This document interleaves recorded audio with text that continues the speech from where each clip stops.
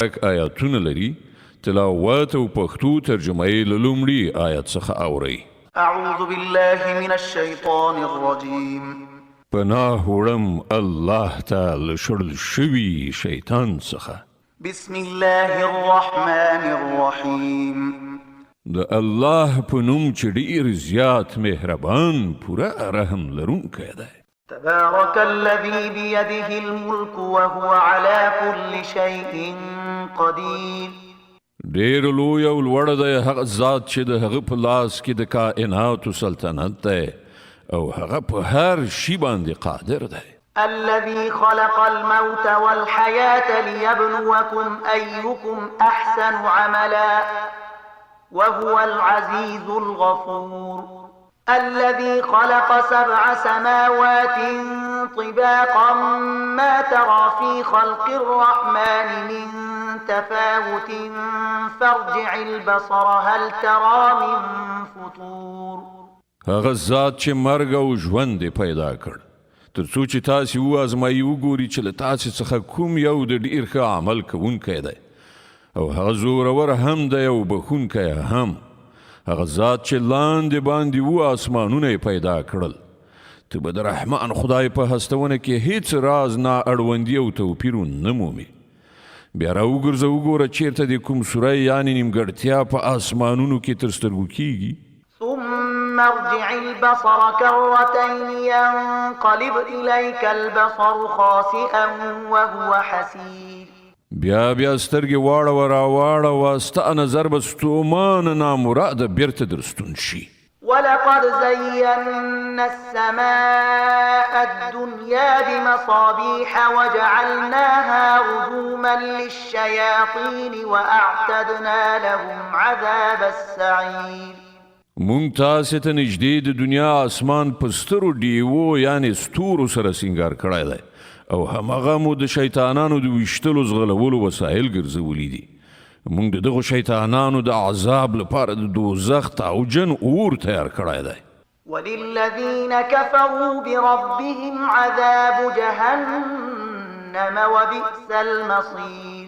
کوم کسان چې په خپل پروردګار کافران شوي دي د هغو لپاره د دوزخ عذاب دی او هغه ډیر ناکاره استوګنځی دی.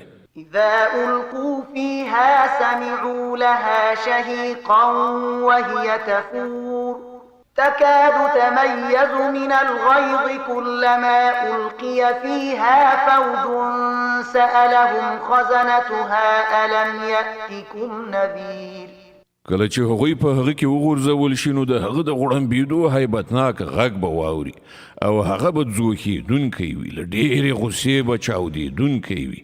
هر ځل کله چې کومه ډله په هغه کې وغورځوله شي د هغه موظفین به له هغو نه پوښتنه وکړي آیا تاسې ته کوم ویرونکی نه و راغلی؟ قالوا بلى قد جاءنا نذير فكذبنا وقلنا ما نزل الله من شيء إن أنتم إلا في ضلال كبير. هغوی به ځواب ورکړي ولې نه ویرونکی موږ ته راغلی و خو موږ هغه دروغجن وګاڼه او مو ویل الله هیڅ شی نه دی نازل کړی تاسې په لویه ګمراهۍ کې غورځېدلي یئ. وقالوا لو كنا نسمع أو نعقل ما كنا في أصحاب السعير. او هغوی به وایي کاشکې موږ په دنیا کې اورېدلي یا مو له عقل څخه کار اخیستی وای نو نن به د دغه تاوجن اور په وړو کسانو کې شامل نه و. فاعترفوا بذنبهم فسحقا لأصحاب السعير. په دې ډول به هغوی په خپل ګناه باندې خپل اعتراف وکړي لعنت ته په دغو دوزخیانو باندې. إن الذين يخشون ربهم بالغيب لهم مغفرة وأجر كبير. کوم کسان چې نالیدلي له خپل پروردګار نه ویریږي په باوري ډول هغو ته بخښنه ده او لوی ثواب.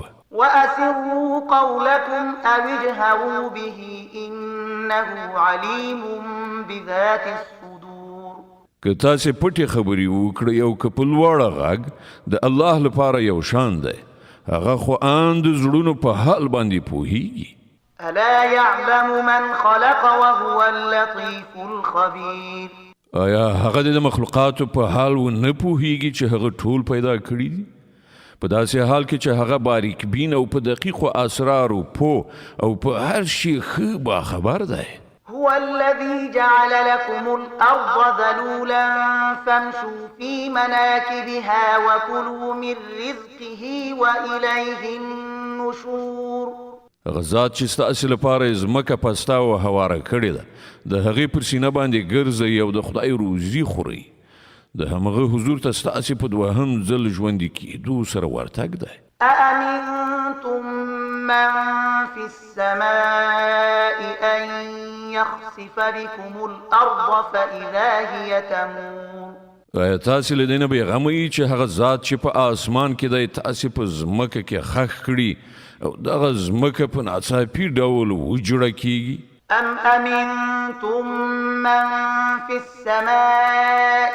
أن يرسل عليكم حاصبا فستعلمون كيف نذير آیا تاسې له دې نه بېغمه یئ چې هغه ذات به چې په آسمان کې دی پر تاسې تیږې وروونکی طوفان والوزوي بیا به تاسې ته څرګنده شي چې زما اخطار څنګه و ولقد كذب الذين من قبلهم فكيف كان نكير له دوی نه پخوا تیر شوي خلک دروغجن ګڼل شوي دي نو وګورئ چې زما نیونه څنګه سخته وه أولم يروا إلى الطير فوقهم صافات ويقبض ما يمسكهن إلا الرحمن إنه بكل شيء بصير آیا دوی د خپل ځان د پاسه الوتونکي مرغان وزرونه غوړونکي او ټولونکي نه ویني له رحمان خدای څخه پرته بل هیڅوک نشته چې هغه یې تم کړي وي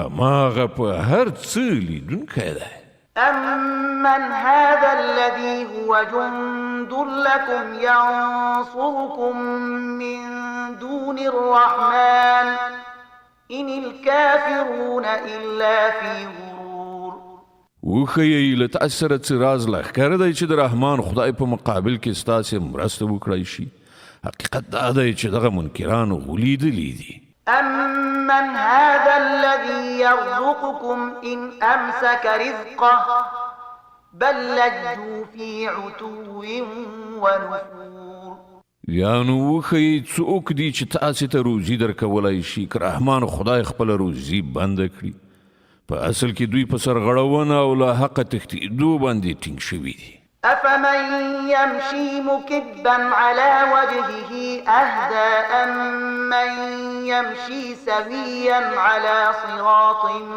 مستقيم ښه فکر وکړئ څوک چې پړ مخې روان وي هغه د زیاتې سمې لارې میندونکی دی او که هغه چې جګه غاړه سم په یو هوار سړک باندې وي قل هو الذي أنشأكم وجعل لكم السمع والأبصار والأفئدة قليلا ما تشكرون دوی ته ووایه همغه الله دی چې پیدا کړي تاسې ته یې د اورېدلو او لیدلو قواوې درکړې او غور کوونکي پوهېدونکي زړونه یې درکړل خو تاسې بیخي لږ شکر باسئ قل هو الذي ذرأكم في الأرض وإليه تحشرون دوی ته ووایه همغه الله دی چې تاسې په ځمکه کې خواره کړي یئ او د همغه لوري ته به تاسې ورغونډ کړی شئ ويقولون متى هذا الوعد إن كنتم صادقين دوی وایي که تاسې ریښتوني یئ نو راوښیئ چې دا وعده به کله پوره شي